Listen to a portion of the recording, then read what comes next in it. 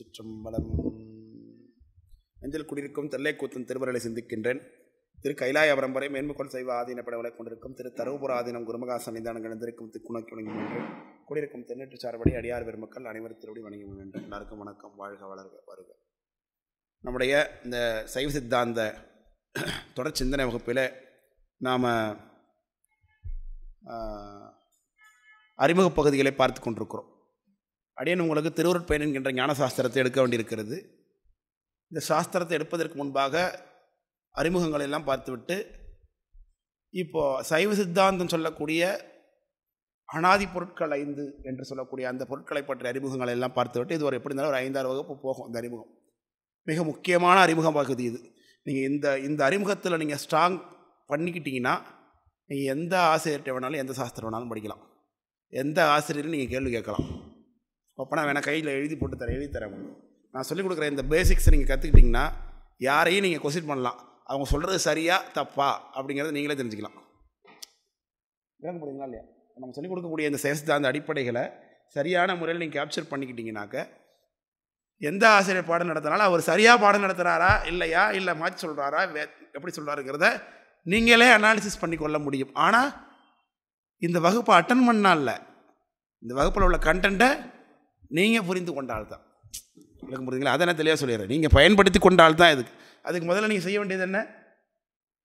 நிச்சயமாக இந்த அறிமுக வகுப்பில் தவற விடாமல் வந்துட வேண்டியது, அது ஃபஸ்ட்டு.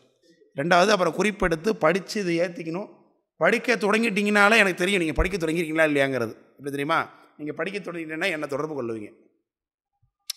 ஐயா இது எனக்கு புரியல, இது என்னங்க, இது இப்படி இருக்கீங்க, இது என்னங்க அது அப்படிங்கிறத என்ன நீங்கள் தொடர்பு கொண்டு பேசுவீங்க.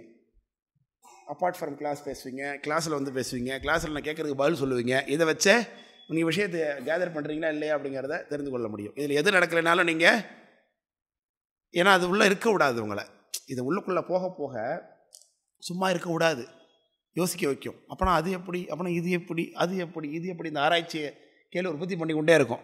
அப்போ என்ன பண்ணுவீங்க நீங்கள்? நிச்சயமாக வந்து இதுக்கு அவரே சொல்லட்டோன்னே என்னிட்ட வந்து கேட்பீங்க. அப்படி யார் செய்கிறீங்கன்னு பார்ப்போம். இந்த விஷயங்களை நீங்கள் தெரிந்து கொண்டீங்கன்னா இந்த 5 சைவ சித்தாந்தம் சொல்லக்கூடிய இந்த 5 அனாதி பொருட்களை பற்றின அறிவு உங்களுக்கு ஏற்பட்டு வச்சுன்னா உலகத்தில் எதை பற்றியெல்லாம் தெரிந்து கொள்ள வேண்டுமோ அதை பற்றி எல்லாவற்றையும் நீங்கள் தெரிந்து கொண்டவர்களாக ஆகிடுவீங்க. விளங்க முடியுங்களா? இந்த எல்லா பொருட்களுமே, உலகத்தில் உள்ள எல்லா விஷயமுமே இந்த பதிபசு பாசம் என்கின்ற இந்த முப்பொருளுக்குள்ளே அடக்கமாயிடும். உலகமே இந்த 3க்குள்ளே அடக்கம்தான். அதனால் இந்த 3 பொருட்களை பற்றினையும் இதோடைய விரிவாகிய 5 பொருட்களை பற்றி நீங்கள் தெரிந்து கொண்டு விட்டீங்கன்னா, அதான் சொல்கிறேன், இந்த 5 பொருட்களை பற்றின அறிவு உங்களுக்கு ஏற்பட்டுருச்சுனாக்க உலகத்தில் நீங்கள் எதெல்லாம் தெரிந்து கொள்ளணும்னு நினச்சிங்களோ அது எல்லாவற்றையுமே தெரிந்து கொண்டவர்களாக நீங்கள் ஆகிடுவீங்க. சொல்கிறது புரியுங்களா என்ன சொல்ல வரேன்னு? அப்படி ஒரு அற்புதமான விஷயங்களை நீங்கள் படிக்க போகிறீங்க.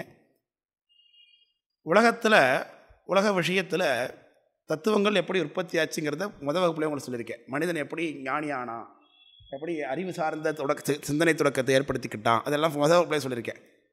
அப்படி வரும் பொழுது இந்த உலக வாழ்க்கையில் துன்பம் என்ன அப்படின்னு பார்க்கும் பொழுது அவன் சிந்தித்தான். அவனுக்கு அதனாலே தவம் அவனுக்கு தவம் செய்தான். அதனால் இறைவன் அவருக்கு அது ஞானத்தை கொடுத்தான், அது தொகுத்து வைத்தான். அது வேதங்களாச்சு, புராணங்களாச்சு, ஆகமம் இப்படியெல்லாம் வந்ததுன்னு சொல்கிறோம். ஞானத்தை தான் நம்ம உபதேசம் பண்ணுகிறார்கள் வழி வழியாக பரம்பரையில். இதில் உலகத்தை சைவ சமயம் எப்படி பார்க்கிறது? சைவ சமயம் என்பது ஆகமம். இங்கே சிவாகமம் 28 ஆகமங்கள்லையும் என்ன பேசப்படுகிறது அப்படிங்கிறத நாம் பார்க்க இருக்கிறோம். உலகத்தில் அடிப்படையில் பொருட்கள் எத்தனை அப்படிங்கிறது கேள்வி. இது வேதத்தில் உள்ள நெறிகள் அடிப்படை பொருள் ஒன்று தான், அது பிரம்மம் மட்டும்தான் அப்படின்னு சொல்கிறவங்க இருக்கிறாங்க. கடவுள் மட்டும்தான் இருக்காருன்னு சொல்கிறவங்க இருக்காங்க. கடவுளும் உயிர்களும் உண்டுன்னு சொல்கிறவங்க இருக்காங்க. கடவுளும் உயிர்களும் உலகமும் உண்டு, ஆனால் உயிரும் உலகமும் கடவுளுக்கு ஒரு குணம் போல அப்படின்னு சொல்கிறவங்க இருக்கிறாங்க. ஆனால் சைவ சமயம் ஆகமம் என்ன சொல்லுகிறது? உலகத்தில் கடவுளும் இருக்கிறார், உயிரும் இருக்குது, உயிர்களுக்கும் கடவுளுக்கும் இடையில் இருக்கக்கூடிய பாசம் என்கின்ற ஒரு பொருளும் இருக்குது அப்படிங்கிற விஷயத்தை 3 பொருள்கள் அடிப்படையில் இருக்குது அப்படிங்கிறது சைவ சமயத்தில் அடிப்படை தத்துவம். இந்த 3 பொருளையும் அனாதி பொருள் என்று சொல்லுகின்றோம். இதை தான் பதி பசு பாசம் அனாதி என்று சொல்லுகின்றோம். அனாதினா என்ன? ஆதி என்பதற்கு எதிர்ப்பதம் அனாதி, அன்டானிமஸ்ன்னு சொல்கிறோம் இல்லையா, எதிர்ப்பதம். ஆதினா என்ன? தொடக்கம். ஆதினா தொடக்கம், ஃபர்ஸ்ட், முதல்னு அர்த்தம். அப்போ ஆதி அனாதினா ஆதி இல்லதுன்னு அர்த்தம். இந்த 3 பொருட்களுமே எப்போயிலேருந்து இருக்குன்னு யாராலையும் சொல்ல முடியாது. கடவுள் எப்போயிலேருந்து இருக்கார் அப்படிங்கிறத யாராலையும் சொல்ல முடியாது. உயிர்கள் எப்போயிலேருந்து இருக்குங்கிறத யாராலும் சொல்ல முடியாது. பாசம் எப்போயிலேருந்து இருக்குங்கிறத யாராலும். இந்த 3 பொருட்களுமே எதாலையும் உற்பத்தி பண்ண விடவில்லை. இந்த 3 பொருளும் எப்போயுமே இருக்குது அப்படிங்கிறது தான் சைவ சமயத்தில் அடிப்படை கொள்கை. இதை தான் அனாதி பொருள் என்று சொல்லுவோம். இப்போ கடவுள் என்னையிலேருந்து இருக்கார், அவர் அன்னையிலேருந்து இருக்காருன்னா அதுக்கு முன்னாடி கடவுள் இல்லைன்னு ஆகிடுவார். ஆமாண்ணா? அப்போது அன்னையிலேருந்து இல்லாதவர் திடீர்னு ஒரு நாள் வந்தாருன்னா திடீர்னு ஒரு பொருள் எப்படி உலகத்தில் உற்பத்தி ஆகுமா? அப்படி ஏதாச்சும் இருக்கா உலகத்தில்? திடீர்னு காரணம் இல்லாமல் ஒரு பொருள் உற்பத்தி ஆகுமா? கர்த்தா இல்லாமல் எதுவும் நடக்காது. அப்போது திடீர்னு கடவுள் ஒருத்தர் ஒரு நாள் வந்துட்டாருன்னா அப்போ கடவுளை திடீர்னு உற்பத்தி பண்ண ஒருத்தர் காரணம் ஆகிடுமா? அப்போ கடவுளுக்கு மேலே ஒரு கடவுள் இருக்காருன்னு கொள்கை ஆகிடும். விளக்கம் புரியுதுங்களா? அப்போது சைவ சமய கடவுளை பற்றி பேசும்போது என்ன சொல்கிறது?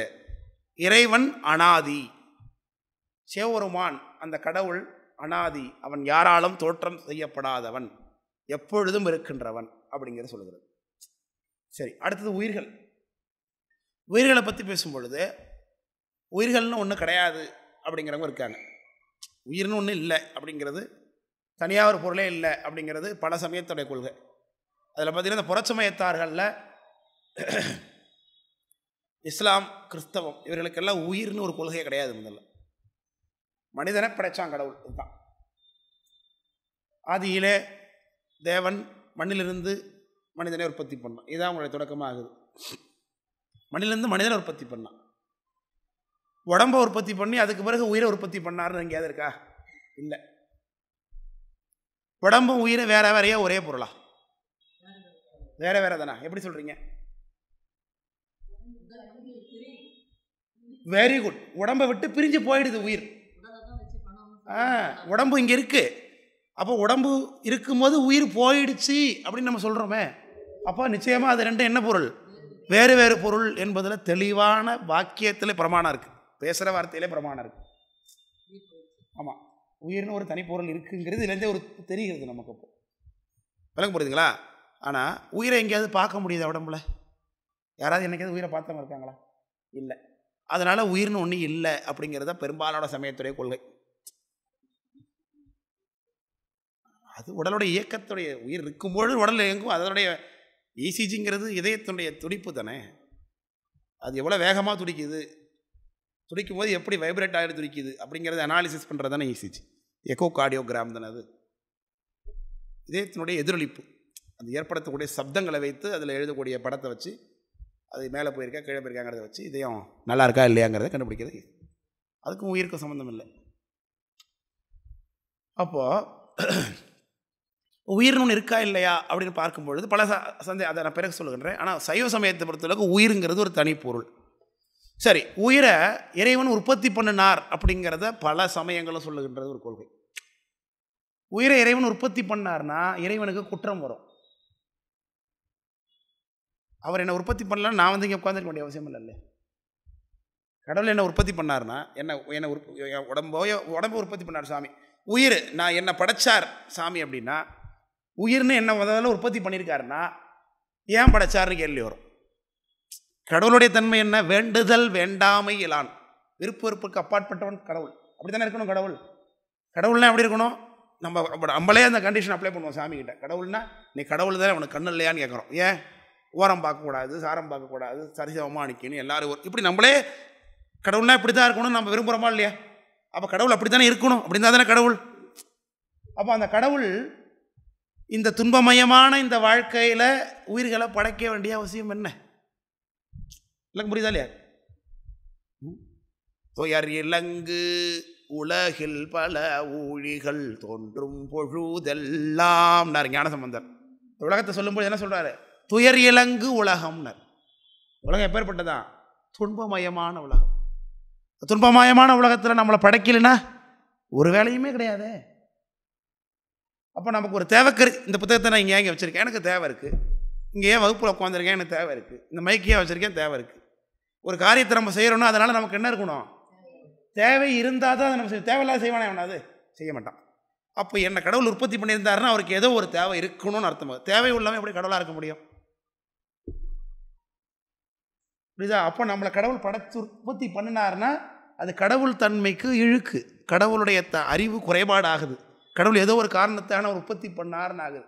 அதனால தான் சைவ சமயம் சொல்லுகிறது உயிர்களை கடவுள் உற்பத்தி பண்ணவில்லை அப்படின்னு சொல்லுகிறது. அதனால தான் உயிரும் கடவுளைப் போலவே அனாதி அப்படின்னு சொல்லுகிறது.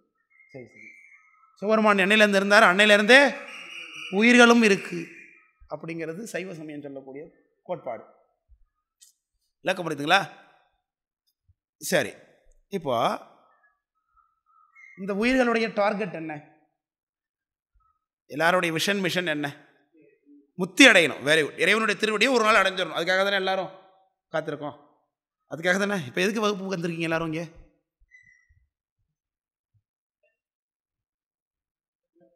முத்திக்கு போகிறதுக்கு தான். இதுதான் அடிப்படை. நமக்கு தெரியும். இப்போ பள்ளிக்கூடத்தில் நீங்கள் சேர்ந்துருக்கிறீங்க, ஃபஸ்ட் இயரில் சேரும்பொழுது அந்த மாணவன் ஏன் பள்ளிக்கூடத்தில் சேர்ந்துருக்கானே அவனுக்கு தெரியாது. முதல்ல காலேஜில் குறைந்தபட்சம் ஃபைனல் இயருக்கு வரும்போதாவது தெரிஞ்சுக்கிறானான்னு தெரியாது முதல்ல, அட்லீஸ்ட். ஆனால் பிறகு வெளியில் வந்தால் தெரிஞ்சுப்பான் நிச்சயமாக. எதுக்காக இந்த கல்லூரியில் சேர்ந்தேன், எதுக்காக படித்தோம். இப்போ சைவஸ்தாந்தம் நீங்கள் படிக்கிறீங்கன்னா அதோடைய லாங் டேர்ம் கோல் என்ன? நிச்சயமாக திருவடியை அடையணும், இனி திருவடியை பிடிக்கணும், பெருமான பிரத்யட்சமாக ஒரு நாள் தரிசனம் பண்ணணும் அப்படிங்கிறதுக்காக தான் இதெல்லாமே. வேறு எதுக்காக நம்ம தெரிஞ்சுக்கிட்டு என்ன பண்ண போகிறோம்? இதெல்லாம் எல்லாம் படித்து 4 பேருக்கு முன்னாடி நிறையா தெரிஞ்சிருக்குன்னு காமிச்சிக்கிறதுக்கு அதெல்லாம் படிக்கிறது இல்லை. நான் இன்னொன்று இருக்குது, வேறு யாருக்காவது சொல்லிக் கொடுக்கலாம், அதுக்காகவும் படிக்கலாம். அதுவும் சிவபுண்ணியத்தில் அடக்கமாயிடும். அதோடைய டார்கெட்டு, அதோடைய பயணம் என்னது தான்? சிவ தரிசனமும் முத்தியும் தான். அப்போது உயிர்களுடைய எல்லாத்தினுடைய அடிப்படை தேவை என்ன? முத்தி. முத்தி நோக்கிய சிந்தனை. அதுதான் நம்மளுடைய long term goal. Short term goal இதை கம்ப்ளீட் பண்ணுறது அப்படின்னு வச்சுக்கொண்டே தான் நீங்கள். அப்போது உயிர் அப்படின்னா முத்தி அடையணும். இப்போ முத்தி அடைஞ்சிட வேண்டியது தானே. சிவபெருமானை பிடிக்கும்ல, முத்திக்கு போயின்னு விருப்பம் இருக்கா? இந்த உலகத்தில் வாழ விருப்பம் இல்லாமல் வாழ்கிறோமா? விருப்பத்தோட எத்தனை பேர் வாழ்கிறாங்கன்னு தெரியாது எனக்கு. இப்படியா இந்த உலகத்தை விட்டு வெளில போயணும், இனி கண்டிப்பாக பிறவியே வரக்கூடாது, இனி பிறந்துடவே கூடாது. எத்தனை இனி ஒரு ஜென்மத்தில் பொம்பளையாக மட்டும் பிறந்துடவே கூடாது, இனி ஒரு ஜென்மத்தில் ஆம்பளையாக மட்டும் பிறக்கவே கூடாது, இனி ஒரு ஜென்மத்தில் இந்த குடும்பத்தில் மட்டும் பிறக்கவே கூடாது. இப்படிலாம் பேசுகிறோமா இல்லையா? பேசுகிறோம்ல, எல்லோரும் பேசியிருப்போம். நிச்சயமாக ஒரு நாள் இதை கண்டிப்பாக இதை கடந்து தான் வந்திருப்போம், நம்ம வீட்டிலையோ நம்ம வாழ்க்கையிலையோ ஆஃபீஸ்லையோ ஏதோ ஒன்று. அப்போ நம்ம என்ன பண்ணுறோம்? இந்த பிறவியை வெறுக்கிறோன்னு அர்த்தம். ஆமாம் இல்லையா? இது வேணான்னு நினைக்கிறோம். அதுதான் முத்தி வேட்கை. பிறக்காமல் இருக்கணும்னு ஆசைப்பட்டால் மட்டும் போதுமா? எக்ஸிக்யூட் பண்ண வேணாமா? செயல்படுத்த வேணாமா? ஐயா, யார் பிறக்கலையோ அவன் தான் பிறவாமைய கொடுப்பான். பிறவாயாக்கை பெரியோன்னர் ஏழை தொழும்பனேன் எத்தனையோ காலம் எல்லாம் பாழுக்கு இறைத்தேன் பரம்பரனை பணியாதே ஊழி முதற் சிந்தாமணி வந்து என் பிறவித்தாழை வரித்தவா தோணோக்கமாடாமோ. திருவாசகம். என் பிறவித்தாழை வரித்தவா. நம்மளை எல்லாரும் இந்த ரூமில் போட்டு தப்பா போட்டாங்க வெளில. யார் திறக்கிறான்? யார் திறக்க முடியும்? ஏங்க இந்த ரூமை திறக்கிறதுக்கு சிவபெருமான் வரணும்? தர்பிதாஸ் ஐயா திறப்பாரா? இந்த ரூமுக்குள்ளே இருக்கிறவங்களால திறக்க முடியுமா? ரூம்லேருந்து வெளியில் இருக்கிறவங்களால தாப்பாளால் தாக்கம் இல்லாதவங்களாம் திறக்க முடியும். நம்மள ஒரு சுழலில் இருக்கிறோம், பிறவி சுழலில் இருக்கிறோம். பெரிய ஆறு, ஆற்றுல பெரிய சுழல் இருக்குது, சுழலில் போய் மாட்டிக்கிட்டேன். என்ன ஒருத்தன் காப்பாற்ற வரான், அவனும் சுழலில் மாட்டிக்கிறவனாக இருந்தால் எப்படி காப்பாற்றுவான்? என்ன அவன் அந்த சுழல் எவ்வளோ பெரிய சுழலாக இருந்தாலும் அவன் எல்லாம் வந்து வெளில வரக்கூடிய ஆளாக இருந்தால் தான் அவனால் காப்பாற்ற முடியும். அப்படி சுற்றிக்கிட்டே இருக்கக்கூடிய தாழ்பால் அந்த பிறவித்தாழை பறித்தவா. பிறவித்தாழ்னர் இந்த பிறவியில் போட்டு தாப்பா போட்டுட்டு அந்த தாப்பால் உடைக்கிறவன் யார்? பிறவாயாக்கை பெரியோன் இல்லையா? பிறவாயாக்கைனர் அருள் திருமையில் இருக்கக்கூடிய சிவபெருமான் அப்படி காமிக்கிற சாஸ்திரங்கள். அந்த இறைவனை விரும்புகிறோமா? முத்திக்கு போகணும்னு ஆசைப்படுறோமா? ஏன் போகலை? அதுக்கு இடையில ஒரு தடை இருக்குது அப்படின்னு தெரிகிறது. அதைத்தான் பாசம் என்று சொல்லுகின்றோம். இந்த பாசம் என்கின்ற வார்த்தைக்கு பலவிதமான பொருள்கள், இந்திய தத்துவங்கள் அத்தனை சொல்லுகிறது. பாசங்கிற வார்த்தை வேதத்தில் பயன்பட்டு வருது. ஆனால் பாசங்கிறது என்ன அப்படிங்கிறத ஆராய்ச்சி பண்ணும்பொழுது மாயை தான் பாசம், கண்மம் தான் பாசம் அப்படின்னு பல சமயங்களும் முட்டி மோதிக்குது. மாயைங்கிறது பாசம்னும் கண்மம் தான் பாசம்னு, மாயையும் கண்மம் தான் பாசம்னு அப்படிலாம் சொல்லுகிறது. ஆனால் பாசம் என்றால் அது ஆணவமலம் அப்படின்னு சொல்கிற ஒரே சமயம் சைவ சமயம் மட்டும்தான். சுத்தாத்வைத சைவ சித்தாந்த சமயம் மட்டும்தான் பாசம் என்கிற வார்த்தைக்கு ஆணவமலம் என்கின்ற அர்த்தம் கொடுக்குது. ஆணவம்னா என்ன அர்த்தம்? ஆணவம்னா இல்லை, அறியாமை. Very good. ஆணவம் என்பதற்கு சைவ சமயம் சொல்லக்கூடிய பொருள் என்ன? அறியாமை என்று பொருள். அறியாமைங்கிற பொருள் அந்த கலைச்சொற்கள் நிறைய பயன்படுத்தும். அது எல்லாத்துக்குமே என்ன அர்த்தம் சொல்லுங்க சத்யன்? புரியல? சொல்கிறேன். ரைட், வெரி குட், நல்ல கேள்விக்கே சொல்கிறேன். இப்படியாக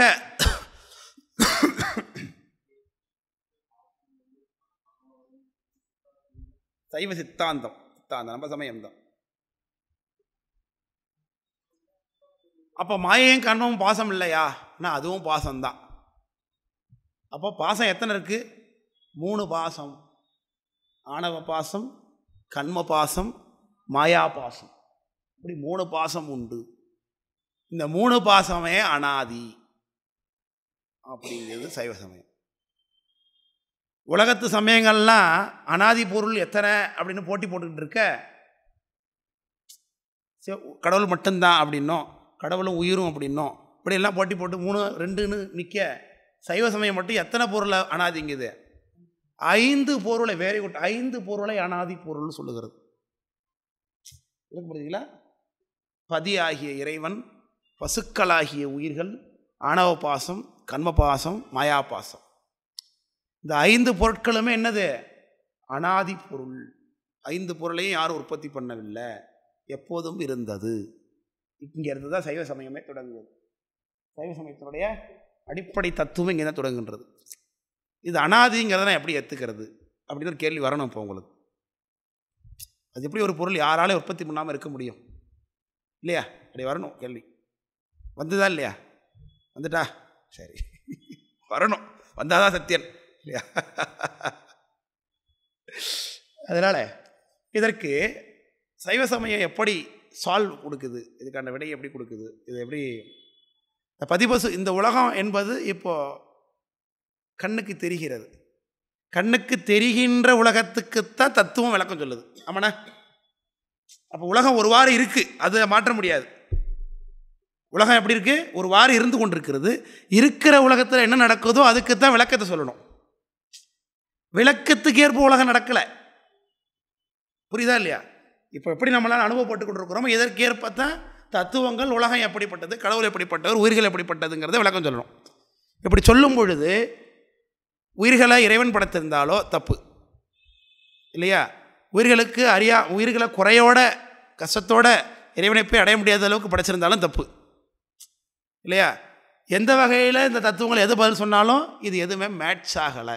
ஒன்று கடவுளுக்கு குறை வந்துடும், இல்லை உயிருக்கு குறை வந்துடும், ஏதோ ஒன்று குறை வந்துடுது. அப்போ இந்த சால்வேஷன் எப்படி முடியுது?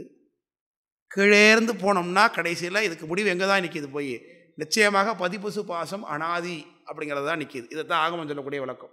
இப்போ இதை என்னால் ஏற்றுக்கொள்ள முடியலை அப்படின்னு சொன்னோன்னா என்ன பண்ணுவோம்? சைவ சமயம் பதிபசு பாசம் அனாதின்னு டெரிவேட் பண்ணி வச்சுருக்கு பாருங்கள் சிவாகமங்களில். இதை மறுத்து ஒரு வாதத்தை நீங்கள் உற்பத்தி பண்ணி காமிக்கணும். அப்போ சைவ சமயம் பல கேள்விகளை உங்களை கேட்குமா கேட்காதா? அப்போ என்ன ஆகிடும்? அது ஃபெயிலியர் ஆகிடும். ஏன்னா ராஜாங்க சைவம்னு இதுக்கு பேர். ஓரும் வேதாந்தம் என்னும் உச்சியில் பழுத்த ஆராயின் அருங்கினி விழிந்து சாரங்கொண்ட சைவ சித்தாந்த தேனமுது அருந்தினர் சிலரேன்னு அந்த தேனமுதுன்னு சைவ சித்தாந்திகள் கேட்பாங்க கேள்வி. உலகத்தில் நடக்கிறது இது ஏன் நடக்குது, அது ஏன் நடக்குது, இப்படியா நடக்குது, கேள்வி கேட்ட பதில் சொல்ல தெரியாது. ஏன்? சிவாகமத்தை யாரும் உற்பத்தி பண்ணல, சிவபெருமானே கொடுத்துருக்கிறார். அது சிவபெருமானே சொன்னார், பதிபசு பாசம் அனாதி சிவபெருமானே சொல்லியிருக்கார். அதை ஏற்றுக்கொண்டு நம்ம ஆராய்ச்சி பண்ணி இதை புரிஞ்சுக்கணும். ஆமாம், இது இப்படித்தான் இருக்குன்னு புரிஞ்சுக்கிறது தான் வாய்ப்பை தவிர்த்து எனக்கு புரியுதுங்களா? இப்படி இதனால தான் சொல்கிறேன், ஆய்வார் பதிபசு பாசம் அப்படின்னார் குருஞான சம்பந்த பெருமான். ஆய்ந்தறிந்து காய்வார் பிரபஞ்ச வாழ்க்கையினர். எல்லாருமே என்ன தான் பண்ணுவான்? சித்தாந்தம் படித்து முடித்தார் அப்படின்னு ஒருத்தர் கூட கிடையாது உலகத்தில், குருநாதரை தவிர்த்து. அவங்க எல்லாருமே என்னது? எல்லாருமே ஸ்காலர்ஸ் தாங்கிறார் குருஞான சம்பந்த பெருமானார். ஆய்வார் பதிபசு பாசம்னார். விளக்கம் புரியுதுங்களா? இன்னொரு பாட்டில் சொன்ன குருஞான சம்பந்த பெருமானார் இந்த பதிபசு என்னை அறிவு என்றான், என் அறிவில் ஆனந்தம் தன்னை சிவம் என்றான். இவ்விரண்டு முன்னி பாரா மறைத்ததுவே மலம் என்றான். இம்மூன்றும் ஆராய்ந்தவர் முத்தராம்னார். இந்த 3 பொருளையும் யார் ஆராய்ச்சி பண்ணிகிட்டு இருக்கானோ அவன் தான் முத்தர்னா. இப்போ நீங்கள் ஆராய்ச்சி படிப்பில் இணைஞ்சிட்டிங்களா? இப்போ முத்தருங்கிற லிஸ்ட்டில் ஃபஸ்ட் இயரில் இருக்கீங்க. அப்போ இங்கே இருக்கிற 4 வருஷத்தை நான் சொல்லலை. ஆராய்ச்சி பண்ணி எப்போ பதிபசு பாசம் அனாதி தான், இந்த சிவாகமம் சொல்கிறது தான் உண்மை என்கின்ற புரிதல் உங்களுக்கு ஏற்படுதோ அப்போ நீங்கள் ஆராய்ச்சி முனைவர். முடியுதுல? பட்டம் வாங்கிடுவீங்க 2 வருஷம். கண்ணை மூடி இப்படி திறக்கிறதுக்குள்ளே போய்டும் 2 வருஷம் இல்லையா? இன்னும் எவ்வளோ நாள் இருக்கீங்க? இந்த ஜனவரி, பிப்ரவரி வந்துருச்சு. பிப்ரவரி முடிய போகுது. மார்ச் வந்துருச்சு. மார்ச், ஏப்ரல், மே, ஜூன், ஜூலை, ஆகஸ்டில் எக்ஸாம் 5 மாதம். ஃபஸ்ட் இயர் காலி ஆகிடும், முடிஞ்சு போச்சு. அது நம்ம முடிக்கல, அது முடிஞ்சிடும். 5 மாதம் முடிஞ்சிடும். ஃபஸ்ட் இயருங்கிற அந்த பீரியட் முடிஞ்சிடும். அடுத்து செகண்ட் இயர்னு முடிஞ்சிடுங்க. அவ்வளோதான். நான் சொல்கிறது புரியுதா இல்லையா? கண்ணை மூடி கணத்துல செகண்ட் இயர் முடிஞ்சிடும், சர்டிஃபிகேட் வாங்கிடுவீங்க. அவனி மூலத்தில் வந்து மடத்தில் சைவ சித்தாந்த புலவர். ஆனால் புலவரா இல்லையாங்கிறது, புலவராக ஆக முடியும். 5 மாதம் மிக குறைந்த பீரியடு. 5 நாள் போதும் இந்த 5 பொருளை பற்றி நீங்கள் தெரிஞ்சுக்கிறது. இதில் முயற்சி உங்கள்கிட்ட தான் இருக்குது. 5 மாதம் மிக அதிகமான, என்ன குறைந்துன்னு சொல்லிட்டோம், அதிகமான பீரியட். 5 மாதங்கிறது ரொம்ப அதிகம். இதுதான் தெரிஞ்சுக்கிறதுக்கு நான் சொல்கிறேன். நம்ம என்ன முயற்சி பண்ணிகிட்ருக்கோம், நம்ம எவ்வளோ தெரிஞ்சு வச்சுட்ருக்கிறோம், எவ்வளோ தூரம் ஆசிரியரை யூட்டிலைஸ் பண்ணிக்கிட்டோம். ஆசிரியரை பார்த்தோடனே பதுங்கிறது இல்லையா, இதான் கேட்டுருவாரோன்னு பயங்கிறது, இப்படி இருந்தால் எப்படி தெரிஞ்சுக்கிறது? அதை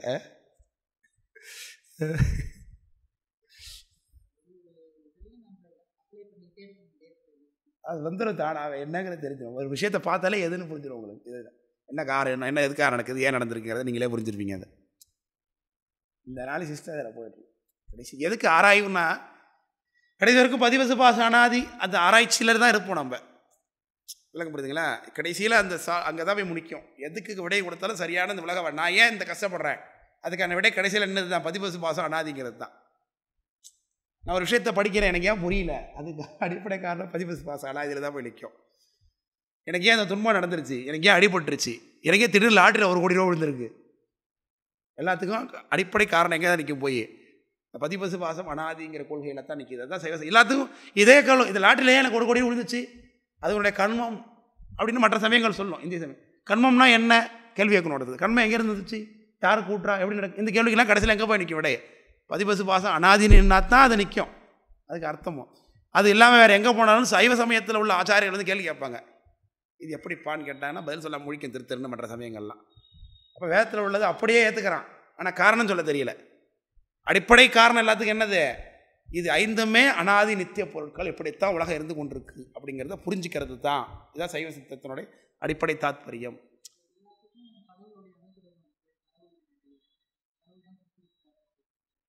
கடவுள் தான் கொடுக்குறாரு எல்லாத்தையும், அதில் என்ன சந்தேகம் உங்களுக்கு? இப்போ அது எப்படி, உயிர் தானே அனாதின்னு சொல்லியிருக்கேன்.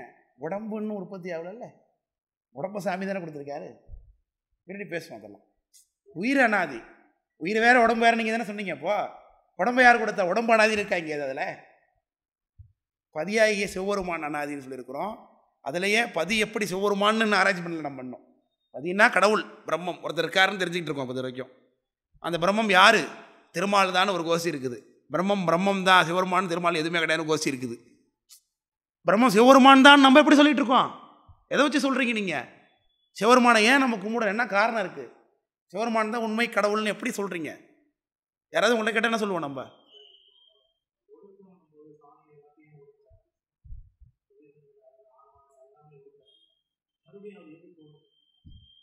சாமி ஒடுக்கினார்னா கொஞ்ச நேரம் அமுக்கி வச்சா திரும்பி விட்டா வராதா வெளில? அதுதான் தொடக்கத்திலேருந்து படைக்கல தானே, இது இடையில தானே ஒடுக்கி திரும்பி உற்பத்தி பண்ணார். அப்போ கூட உயிர் ஒடுங்கி உயிர் இல்லாமல் போயிடாது. ஒடுக்கங்கிறது உலகத்துக்கு தான், உயிருக்கு கிடையாது. உயிர் போய் இளைப்பாரும், இந்த உலகம் அழிஞ்சு சாமிகிட்ட ஒடுங்கிடும், திரும்பி உலகத்தை தான் உற்பத்தி பண்ணுவார். உயிர் கொஞ்ச நேரம் அப்படியே அமைதி, எதை இளைப்பாறுதல் சொல்கிறேன், விளக்கம் இருக்குது பண்ணிட்டு சொல்கிறேன். சித்த நேரம் இளைப்பாறுவது, கொஞ்சம் நேரத்துக்கு கொஞ்ச நேரம் உட்காரு சித்த நேரம் அப்படின்னு, அதுதான் ஒடுக்கம். இலைப்பு நீக்கல் ஒடுக்கம் அப்படின்னு விஞ்ஞான இது சிவபிரகாசம் சொல்லுகிறது.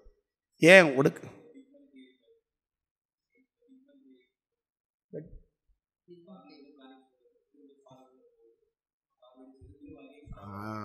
சொல்லலாம் அப்படி சொல்லலாம். அதுலேருந்தே வருது, அதுலேருந்து உற்பத்தி ஆகுது சொல்லலாம். இந்த உதாரணம் சொல்லலாம் வேணாம். பிக் பேங் தியரிங்கிறது ஒரு சின்ன ஒரு ஒப்பீனியன் தான். அது ஒன்றும் நம்ம அதை அப்படியே ஏற்றுக்கொள்ள முடியாது. அண்டப்பகுதியில் உண்டை பிறக்கம் அளப்பருங்கிறனும் ஊர் வேற்பட விரிந்தனன்னு மணிவாசகமான சொல்லுகின்றார். அது ஒரு நாள் கடவுள் சங்கல்ப மாத்திரத்தில் எல்லாம் நடந்து கொண்டிருக்குங்கிறது தான் நம்முடைய கருத்து. சரி, எதுக்கட்டும், அப்படியே வச்சுப்போம், பேசுவோம், டிஸ்கஸ் பண்ணுவோம் எல்லாத்தையும். இப்போ என்ன சொல்லிட்டு இருந்தேன், என்ன பேசிகிட்டு இருந்தேன்? 5 பொருட்கள் ஆடாதுன்னு சொன்னேன்னா, இல்லை வேறு ஏதோ தலைப்பு பேச.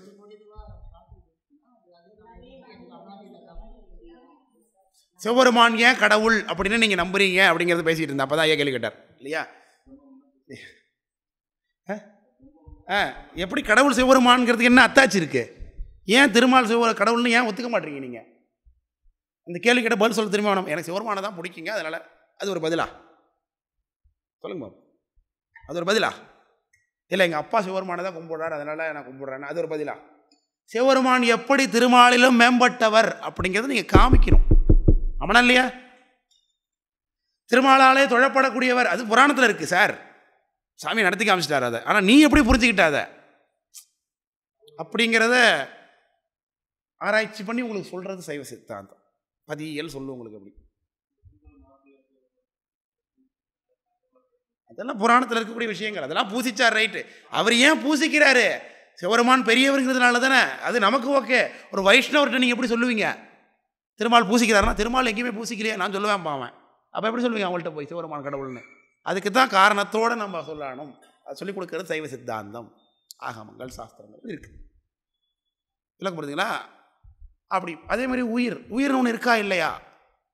நம்முடைய இப்போ அலோபதி மெடிசன் இருக்கு இல்லையா? நம்மளுடைய இந்த அலோபதி மெடிசனில் அறிவியல், நவீன அறிவியலில் உயிர்னு ஒரு பொருள் கிடையாதுங்கிறத உண்மை. தெரியுமா? உயிர்னு ஒன்று உண்டா? உயிர் போயிடுச்சுன்னு சொல்லுவான். ஆனால் உயிர்னு ஒரு பொருளை அவனால் காட்ட முடியும். உடம்புல உயிர் இருக்குன்னு இருக்குது. அதை எப்படி சொல்லுவான்? டெத்தை கிளினிக்கல் டெத் அப்படிமா. அதை கிளினிக்கல் டெத், அவ்வளோதான். அதுக்கு பேர் அவன் கார்டியா என்னது கார்டியாக் அரெஸ்ட், கார்டியாக் அரெஸ்ட் தான் எழுதுவான். அதை அப்படியே என்ன அர்த்தம்? எதையும் முடங்கிருச்சு, எதையும் முடங்கியிருக்கு, அதில் அவன் செத்துட்டான்னு பண்ணுறான். உயிர் போயிருச்சு அப்படிங்கிற சென்டென்ஸ் எங்கேயாவது எழுதுறானா? எங்கேயாச்சும் இருக்கா அப்படி? சரி, உடம்பை அட்டாப்சி பண்ணுறானே, கூறாக போடுறானே, எங்கேயாவது உயிர்னு ஒன்று இருக்கிறத காட்ட முடியுதா? எங்கேயும் காட்ட முடியாது. ஆனால் நவீன அறிவியலை பொறுத்தளவுக்கு உயிர்னு ஒரு தனிப்பொருள் இல்லை என்பது தான் கோட்பாடு. விளங்குதுங்களா சொல்கிறது? அப்போ உயிர்னு ஒருத்தர் இருக்கானா இல்லையா? இது ஒரு மிகப்பெரிய ஆராய்ச்சி. பல சமயங்கள் உயிர்னு ஒன்று இல்லை, அல்லது சில பொருட்கள் சேர்ந்ததுனால தான் உயிர்னு ஒன்று இருக்குது, உயிர்னு ஒன்று இருப்பது போல தோன்றுகிறது, அல்லது இந்த பொருள் தான் உயிரை போல தோன்றுகிறது அப்படின்னும், அல்லது உயிர் இந்த இடத்துல உடம்புல இருக்குது அப்படின்னு கூட சொல்கிறான் சில பேர். இன்னொரு இடத்துல தான் உயிர் இந்த இடத்துல தான் இருக்குது உடம்புல அப்படின்னு சொல்லிட்டு இருக்கு. அப்படி தான் சொல்கிறாங்க. அப்படின்லாம் இருக்குது என்று சொல்லுவோம். அதெல்லாம் சொல்கிறோம், இந்த இடத்துல தான் உயிர் இருக்குது அப்படின்லாம் சொல்லிக்கிட்டுறோம். இதயத்தில் இருக்குது உயிர், மூலாதாரத்தில் இருக்குது, இங்கே இருக்குது, அங்கே இருக்குது, இங்கே இருக்குது, இங்கெல்லாம் சொல்லிட்டு இருக்கோம் உயிரோடைய. ஆனால் எங்கேயாவது திறந்து பார்த்தா இருக்கா? நெத்தியில் இருக்கணும், நெத்தி வெட்டி பார்த்தா இருக்குமா உயிர்? உயிர் வேணால் போகும் இல்லையா?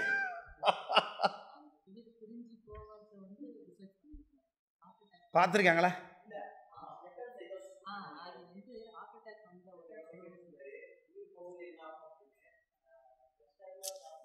அதெல்லாம் சரி, நான் கேட்கறது உயிர்னு ஒன்று இருக்கிறத பார்த்துருக்காங்களா?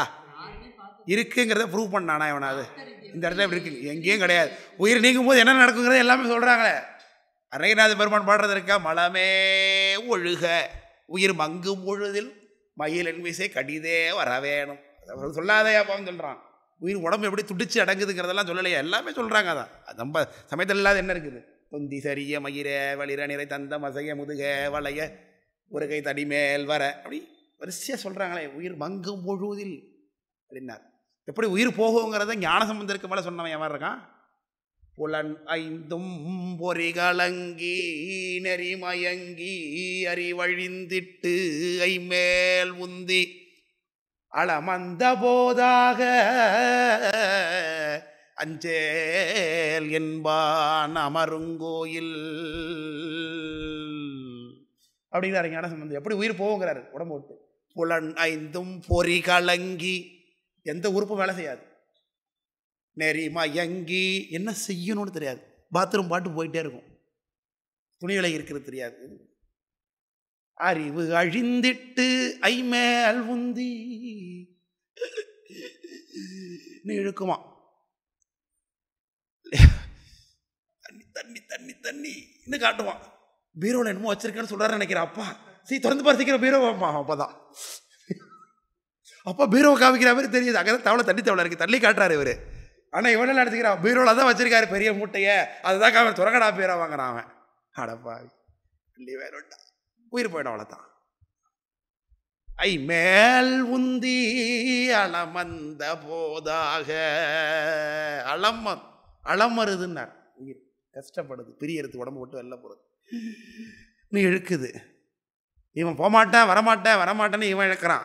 ஏமா வெளில வான்னு இவன் பிடிச்சி இழுக்கிறான். வெளியில் கயிறை மாட்டி ஏமா இழுக்க, இவர் நான் வரமாட்டேன்னு உள்ளே இழுக்க. 2 நாளாக இழுத்துக்கிட்டே கிடக்குங்க, போகவே மாட்டுது அப்படின்னு பேசிக்கிட்டு இருப்பான் வெளியில் வந்து வீட்டில். அளமந்த அப்போ சாமி அஞ்சேல் பயப்படாத நான் இருக்கேன் பாரு திருவையார் சாமி. அஞ்சேல் என்பான் அவருங்கோயில் இன்னும் காட்டுறார். அப்போ உயிர் போகிற வேதனை எல்லாம் தான் காமிச்சாச்சே. இவன் என்ன புதுசாக இருக்கிறதுக்கா உயிரை காட்டினானா? அதான் கேள்வி. உயிர்னு ஒன்று இருக்கிறத ஃபோட்டோ பிடிச்சிருக்கானே, அவன் அது வீடியோ பண்ணியிருக்கானா? உயிர் போகிறத வேணால் ஃபோட்டோ பிடிச்சி இப்படிலாம் துடிச்சது போனது வந்தது இதெல்லாம் சொல்லலாம். கண்ணு சுரு வச்சு மூக்கு அப்படியே நின்று போச்சு, காது கேட்காம போச்சு, எல்லாம் வேணாலும் சொல்லலாம். ஆனால் உயிர் இருக்கிறத எங்கேயாவது காட்ட முடிஞ்சுதா? அதனாலேயே உயிர்னு ஒரு பொருள் இல்லை அப்படிங்கிற கோட்பாடு பல இடங்களில் பரவி நிற்கிது. அல்லது இன்னெல்லாம் சேர்ந்ததுனால உயிர் போல ஒன்று இருக்குது உடம்புல, தவிர்த்து அதோடைய உயிர்னு ஒரு தனி பொருள் இல்லை அப்படிங்கிறோம்.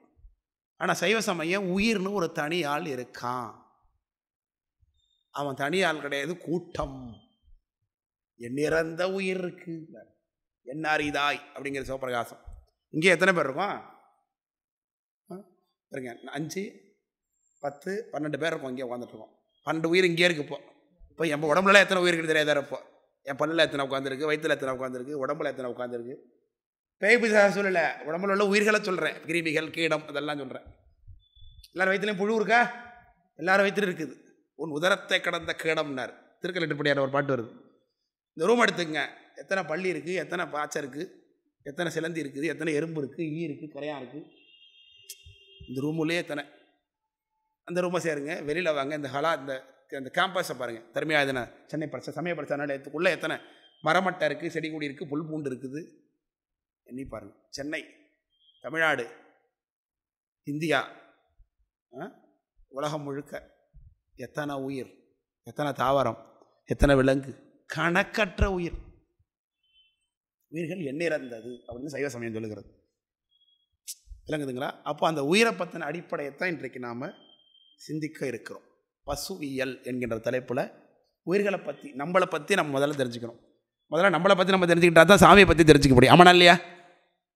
நாம் எப்பேற்பட்டவங்க, நம்ம நல்லவனா கெட்டவனா, நம்மக்கிட்ட என்னென்ன எபிலிட்டிஸ் இருக்குது, அதெல்லாம் தெரிஞ்சுக்கிட்டா தான் முதல்ல நம்ம சாமியை முதல்ல கும்பிட வேண்டிய நீடு நம்மக்கிட்ட இருக்குது. விளக்க முடியுது இல்லையா? அதனால் உயிர்னு ஒருத்தர் இருக்காரா இல்லையா? அப்படி தான் எழுது கிழத்துல இன்னும் சீக்கிரமாக.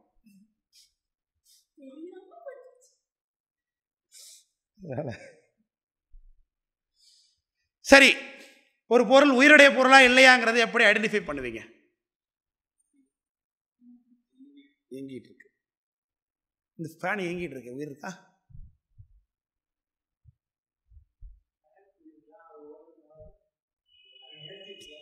அதான் நான் அவருடைய பதிலுக்கு நீங்கள் எக்ஸ்பிளேஷன் கொடுக்குறீங்க, அதான் நான் கேட்கவே இல்லை. கரண்ட்டை தான் உயிருக்கிறீங்களா? அதனால் நான் கேட்குறது, இங்கே இருக்கிற பொருட்களில்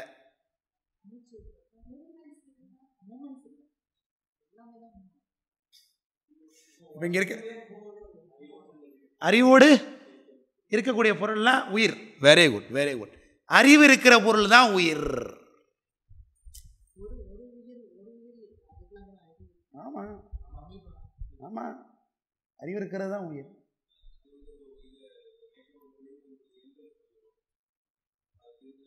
சைவ சமயம் உயிர் என்ற கோட்பாடுடைய பொருள்களுக்கு என்ன டெஃபினேஷன் சொல்லுது அப்படின்னா, அறிவு இச்சை செயல் உடையது உயிர்னார். செயலை சொன்னீங்க நீங்கள். செயல்ங்கிறது மட்டுமே கிடையாது, செயல் எப்படினாலும் இயங்கும். இந்த மைக்கு இயங்குதா இல்லையா? அப்போ செயல்படுது இல்லையா? உயிராது இல்லை. விருப்பப்படுமா? அப்போ செயலை வச்சு தீர்மானிக்க முடியாது ஒரு பொருள் உயிருடைய பொருள் இல்லையாங்கிறது. எதை வச்சு தீர்மானிக்கலாம்?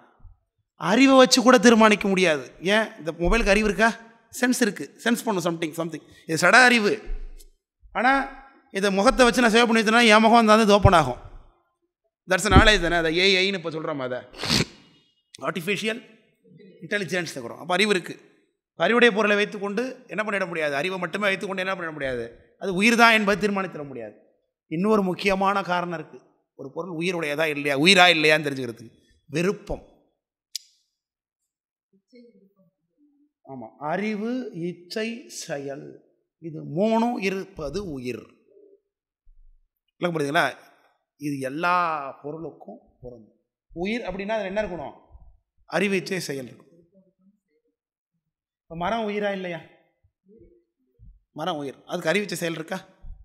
எப்படி சொல்கிறீங்க? சூரியனை பார்த்து வளருது. Very good, very good. எங்கே நிழல் இருக்கோ அந்த பக்கத்தில் குறைவான படர்ச்சி, நிழல் சூரிய ஒளி வர இடத்துல நீட்டிக்கிட்டு போகுது. அவனா இல்லையா? ஒரு இயக்கம் இருக்கு இல்லையா? சூரிய ஒளிக்கு ஏற்ப அது போகுதா? செயல்படுதா? மரம் பழத்தை காய்க்குது, ஸ்டார்ச் உற்பத்தி பண்ணுதா? சூரிய ஒளியிலேருந்து ஃபோட்டோசிந்தசிஸ் பண்ணுதுங்கிறோம்.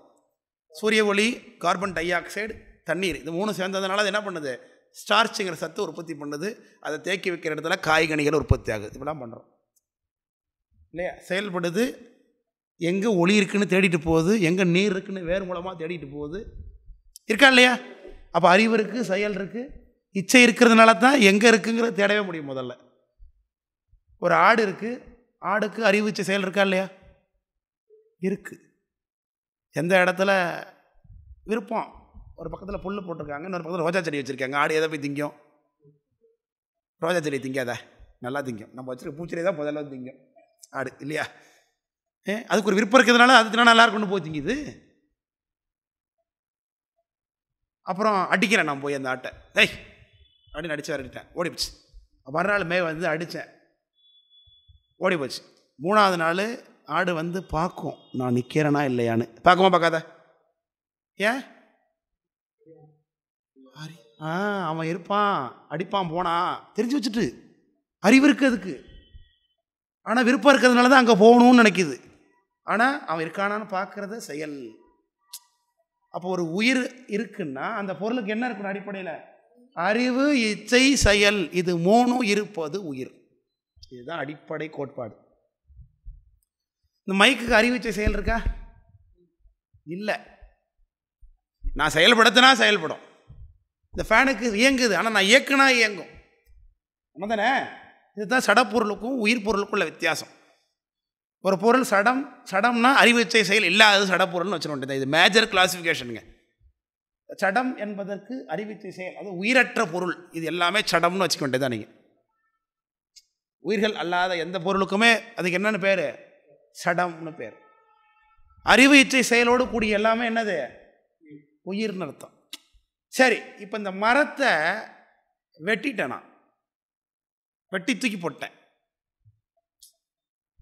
மரம் அப்போ அறிவிச்சை செயலோடு இருக்குமா? மரத்தை கொளுத்திட்டேன்னு வச்சுப்போம், கொளுத்தி சுத்தமாக எரிஞ்சு ட்ரை ஆகிடுச்சு சுத்தமாக. மறுநாள் திரும்பி வெயில் வரும்போது தேடி போகுமா? ஏன் போகாது? உயிர் இல்லை. உயிர் இல்லை தானே? அப்போ உயிர், அந்த மரத்தில் அந்த உயிர் என்ன ஆகிடுச்சு? வெளியில் போயிடுச்சு. மரம் செத்துருச்சிங்கிறோம். அப்படின்னா இல்லையா? மரம் செத்துருச்சு, இந்த பூச்செடி செத்துருச்சிங்கிறோம். செத்துருச்சிங்கிறோம். அப்போது மரம் என்பது உடம்பு. ஆமாண்ணா? மரம் என்பது உடம்பு. உள்ளே இருந்தது என்ன? ஒரு உயிர், அறிவு இச்சை செயலுடைய. என்னதுங்க ஐயா? சாப்பாடு பாத்திரம் கேட்குறாங்களே, எங்கே இருக்கு?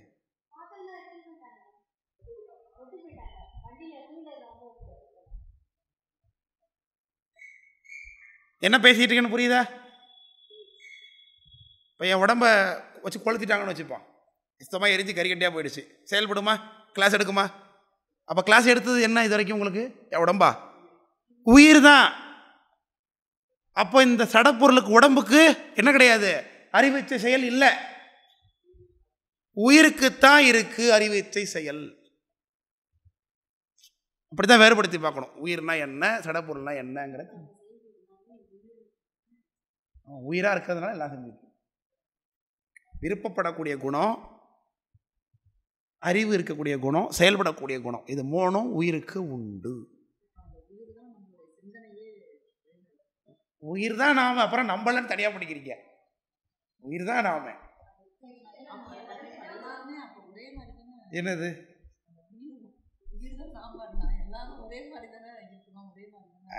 நல்ல கேள்வி சொல்கிறேன். அற்புதமான கேள்வி கேட்டீங்க. அதுக்கு தான் நமக்கு வெளில ஒருத்தர் இருக்கான், ஆணவ மலம்னு ஒருத்தர் இருக்கான். அறியாமைக்கு ஏற்ப ஒவ்வொரு உயிரும் ஒவ்வொரு மாதிரி இருக்கு. ஒவ்வொன்றுத்தினுடைய யூனிக்னஸ்ங்கிறோம். அதை ஒவ்வொரு உயிருக்கும் ஒரு யூனிக்னஸ் இருக்கு. ஒவ்வொருத்தவங்களும் ஒவ்வொரு மாதிரி தானே. அது இருக்கு, பின்னாடி சொல்கிறேன். கொஞ்சம் வடையை வெயிட் பண்ணுங்க.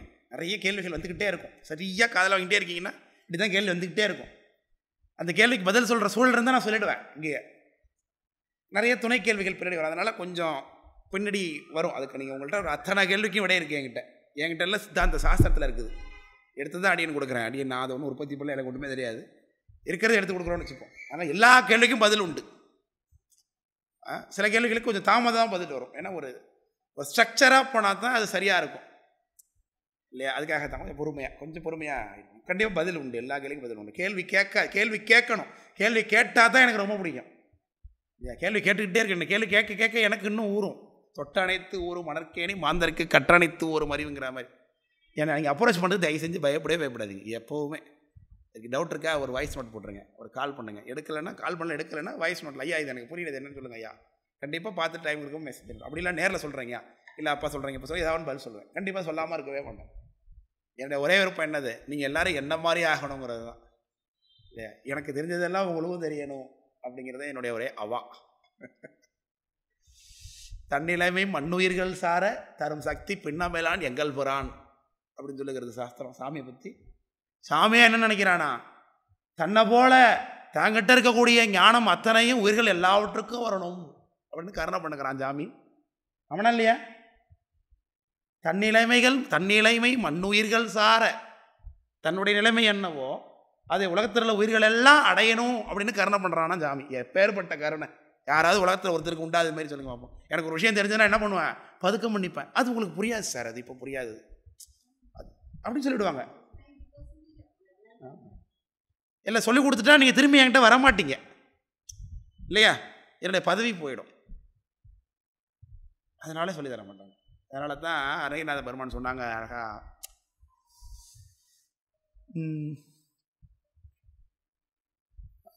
நல்ல பாடல் அது, கந்தர் அனுபூதியில் இருக்கு.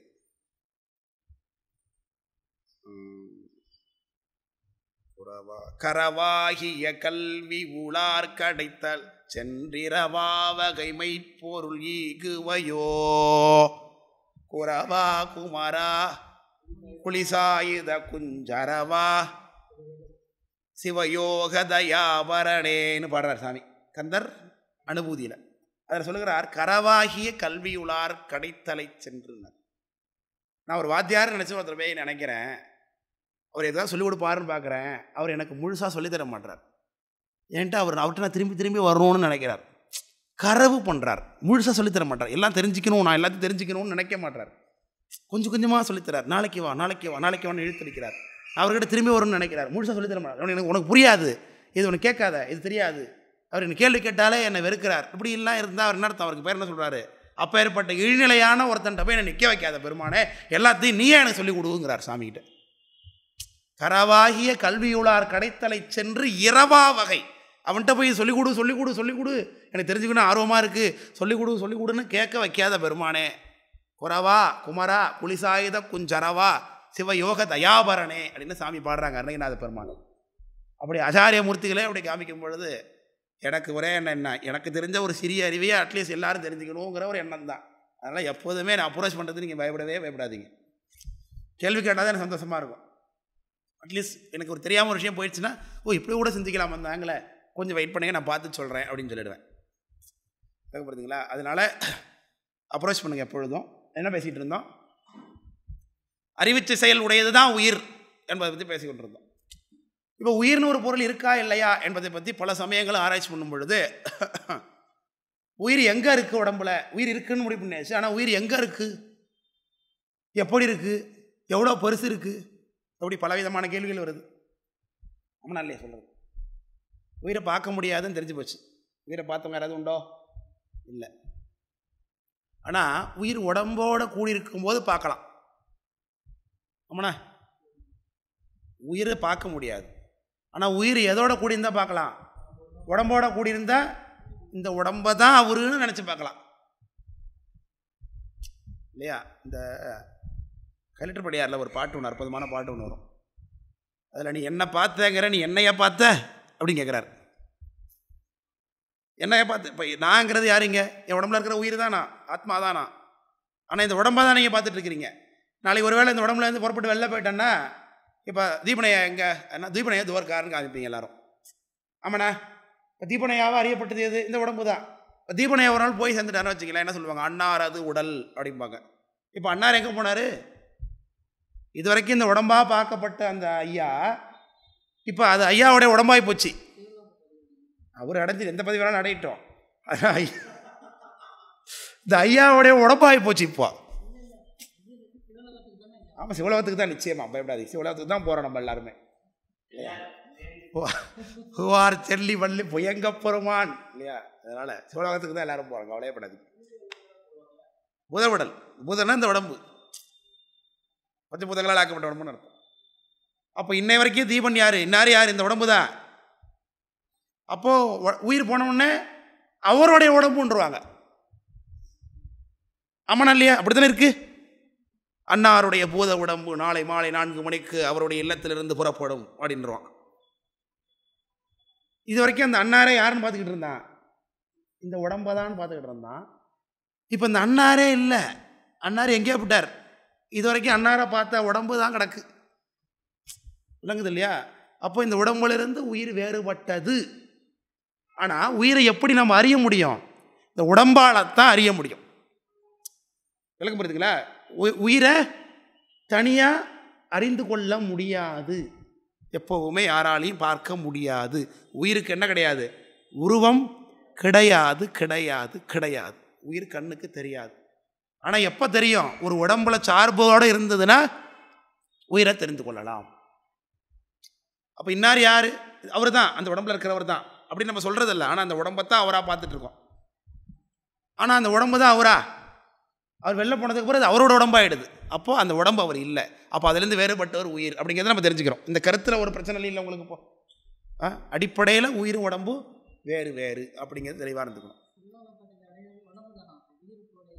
உயிர் தாங்க, உடம்பை தான் இங்கே போட்டு கொளுத்திடுறோம். அப்புறம் சிவலாக பார்த்துக்குவோம். அது உயிர் தான் போகும், அதில் என்ன சந்தேகம்? உடம்பை தான் இங்கே கொளுத்திடுறான், அப்புறம் புதைச்சிடுறான். நல்லா அப்புறம் அது உறுப்பு தானம் பண்ண வேற மூளைக்கு போல கூறு போட்டுடுறான். அப்புறம் எங்கேருந்து ஒரு சிவலகத்துக்கு?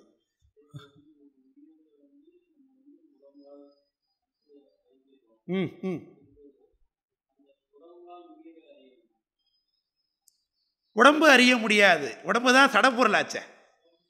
சடந்தான். சடத்தை எப்படி மைக்கு? நான் முதல்ல மைக்கு தெரியுமா? உயிர் இருந்தால் தான் உடலுக்கு மதிப்பு, உடல் இருந்தால் தான் உயிருக்கு மதிப்பு. அதனால அத்துவித சம்பந்தம்னு சொல்லுவோம். பெண்ணு சொல்கிறேன், பெண்ணு எதுக்கு இருக்கு கருத்து.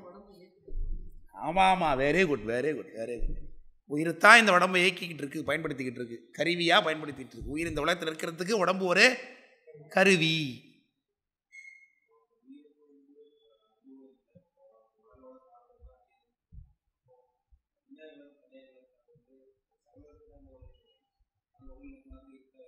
அவங்களுக்கு உடம்பு உண்டு, வேற மாதிரி உடம்பு. சொல்கிறேன், பின்னாடி இருக்கு, தத்துவத்தில் இருக்கே. நீங்கள் படிச்சிருப்பீங்க, ஆன்லைன் கிளாஸ் படிச்சிருக்கீங்க.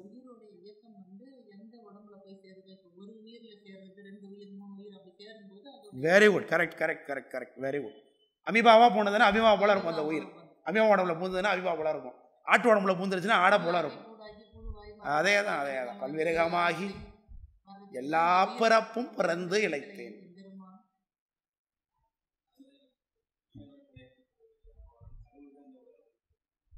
நமக்கு தூளதேகம் உண்டு, உங்களுக்கு தூளதேகம் கிடையாது, அவ்வளோதான்.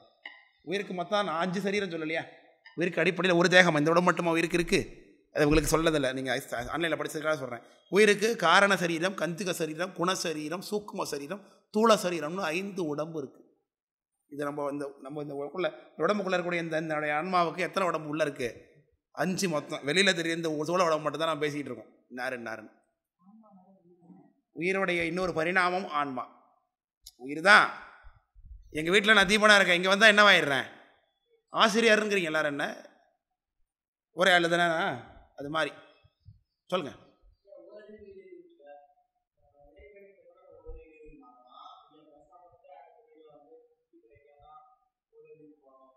நம்ம ஏற்கிற கண்மத்துக்கு ஏற்ப சாமி பல பிறவியும் கொடுப்பார். எந்த பிறவி வேணாலும் போகலாம். நம்ம வச்சிருக்கிற கண்மத்தை பொறுத்து தான். கண்மத்துக்கு ஏற்ப பிறவி. இந்த பிறவியில் மனுஷனாக பிறந்து கூட கீழே போகலாம். எத்தனை புராணங்களில் பார்க்குறேன், மனுஷனாக இருக்கிற சாபம் வாங்கி கீழே போகிறாங்கல்ல. உயிர் அப்படிங்கிற நிலை புரடத்தத்துவம் வந்ததுக்கு பிறகு தான் உயிரை ஆன்மான்னு சொல்லுவோம். Very good, correct. உயிருக்கு தான் அழிவு கிடையாது, அனாதியாச்சு. எப்போது இருக்கிறது எப்படி அழியும்? ஆமாம், எப்போவுமே அது உயிர் வெளியில் போச்சுன்னா வேறொரு இடத்துக்கு போடும். அது அழகாக சொன்னாங்க. இந்த துறையாளர் புராணத்தில் கூட அற்புதமான நான் ஓமே ஒன்று காமிச்சிருந்தார். சாமி மீனவராக வராரு. சுறாமீனா நந்திய பெருமான் இருக்கார். அவர் அடிக்கிறதுக்காக வேலை எடுத்துகிட்டு போகிறாரு. சுறாமீன் என்ன பண்ணுது? சாமி இல்லை, அங்கே உள்ள மீனவர்கள் முதல்ல மீனவ தலைவன் சொல்கிறான். முதல்ல ஒரு படகுலேருந்து வேலை அடித்து விட்டெறிஞ்சான். படகை உடைச்சிது சுறாமீன். அடுத்து டக்குனு இன்னொரு போட்டுக்கு மாறினா. இன்னொரு போட்டுக்கு மாறி அங்கேருந்து அடிக்க போனால் அந்த போட்டை உடைச்சிது. இன்னொரு தோணிக்கு வந்தான், தோணியை உடைச்சிது. இன்னொரு கப்பலை உடைச்சது, இது ஒரு கட்டுமரத்தில் ஏறினா அதை உடைச்சிது. இப்படி ஒரே ஆளே பல தோணி, கட்டுமரம், போட்டு எல்லாத்துக்கும் மாறி மாறி வருது. எப்படி இருக்குன்னா ஒரே உயிர் பல உடம்புகளுக்கு போயிட்டு வர்றது மாதிரி இருக்குங்கிறார். பல பிறவியை எடுத்து பல உடம்புகள் அடையிறது போல இருக்குன்னு அந்த ஓமையை காண்பிக்கிறார் அந்த இடத்துல. திருவிளையாடல் புராணத்தில் சொன்னேன் அன்றைக்கி. திருவிளையாடல் புராணம் நடத்தும்போது சொன்னேன், மீன் அது மலை வீசின படலத்தை சொன்னேன் இல்லைங்கதா. பாம்பு சட்டையை கட்டுறது மாதிரி உயிர் என்ன பண்ணும்? இதை கட்டி விட்டு அடுத்த உயிர் அடுத்த உடம்பு தூக்கி போயிட்டே இருக்கும். அதுக்கெல்லாம் தானாக உயிர் போயிட முடியாது, உயிர் கட்டுப்பட்டது. ஆனால் பெருமான் கொடுக்க அடையும். அதெல்லாம் பிறகு சொல்கிறேன். இப்போதைக்கு இந்த பேசிக் கான்செப்ட் வேற பற்றி தெரிஞ்சுக்கங்க. எதுக்கு வேணாலும் போகலாம். கண்மத்துக்கு ஏற்ப எதுக்கு வேணாலும் சாமி தான் கொடுப்பார். ஆமாம் ஆமாம். இது பிறகு இவங்களுக்கெல்லாம் புரியாதுல்ல, சொல்கிறேன், பிறகு சொல்கிறேன். அது அதனால் உயிரை பற்றி பேசும் பொழுது உயிர் எங்கே இருக்குது அப்படின்னு சொல்லும்பொழுது ஸ்மிருதி நூலார். ஸ்மிருதினா இந்த ஏகான்மவாதிகள், இந்த ஸ்மிருதி விஷயங்களை ஃபாலோ பண்ணுறவங்க, இந்திய தத்துவ அறிஞர்கள் நிறைய பேர் என்ன சொல்கிறாங்கன்னா, உயிர் என்பது ஒரு விளக்கு போல ஹிருதயத்தில் இருக்குது அப்படிங்கிறாங்க. ஹிருதயத்துக்கு மேலே ஒரு ஒளி போல இருந்து கொண்டு இருக்கிறது அப்படின்னு அவங்களுடைய கருத்து. இதில் அடிப்படையில் என்ன தப்பு இருக்குது சொல்லுங்க பாப்போம். என்ன தப்பு இருக்கலாம் அதில்? சரி, வேற இதயத்துக்கு மேலே உயிர் ஒரு ஒளி கொடுத்து கொண்டிருக்கக்கூடிய ஒரு விளக்கு போல இருக்குன்னா திறந்து பார்த்தா இருக்கணும்ல. ஆமாண்ணா, இல்லையே, அப்போ ஃபெயிலியருங்கிற அந்த கருத்து சைவ சமயம். முடிஞ்சலாம் இல்லையா? விளக்கு போலன்னா விளக்கு இங்கே இருக்கிற இடத்துல ஒளி அதிகமாக இருக்கும். உயிர்னால என்ன இருக்கணும் அடிப்படையில் சொல்லியிருக்கேன், அறிவு இருக்கணும்னு சொல்லியிருக்கேன். அறிவு இருந்தால் தான் உயிர். அறிவு இச்சை செயல் 3 இருக்கணும். அதில் பிரதான அறிவு. அறிவு தான் அடிப்படை எல்லாத்துக்கும் மேலே. செயலே இல்லாமல் கூட இருக்கலாம், விருப்பமே இல்லாமல் இருக்கணும், உயிர்னு ஒன்று இருக்கணும் அதில். அப்போ கருவுக்குள்ள இது சரி, அந்த கருத்து விட்டுருங்க. இப்போ உடம்புக்குள்ளே இந்த விளக்கு ஒரு இடத்துல வச்சிங்க, இந்த லைட் இங்கே எரியுது, வெளிச்சம் இந்த இடத்துல பிரகாசமாக இருக்குது. இதே வெளிச்சம் அங்கே எப்படி இருக்குது? குறைவு. அங்கே சுத்தமாக இல்லாமல் போயிடுது, இந்த வெளிச்சம் அங்கே ரீச் ஆகலை. அப்போது ஒரு இடத்துல விளக்கு போல் உயிர் இருந்ததுன்னா உயிருடைய அறிவு எங்கே அதிகமாக செயல்படும்? இங்கெல்லாம் செயல்படும், கால்கிட்டெல்லாம் குறைஞ்சி போயிடும். அப்போ காலில் என்ன இருக்காது? நமக்கு அறிவு இல்லாமல் போயிடும். காலை இயக்குறதுங்கிறது இல்லாமல் போயிடும். ஆமாண்ணே, இவங்க சொல்கிற ஓமையை பொறுத்து மறுக்கிறாங்க. இவங்க காட்டுற விளக்கத்துக்கான மறுப்படி சொல்கிறாங்க. விளக்கம் புரியுதுங்களா? அடுத்தது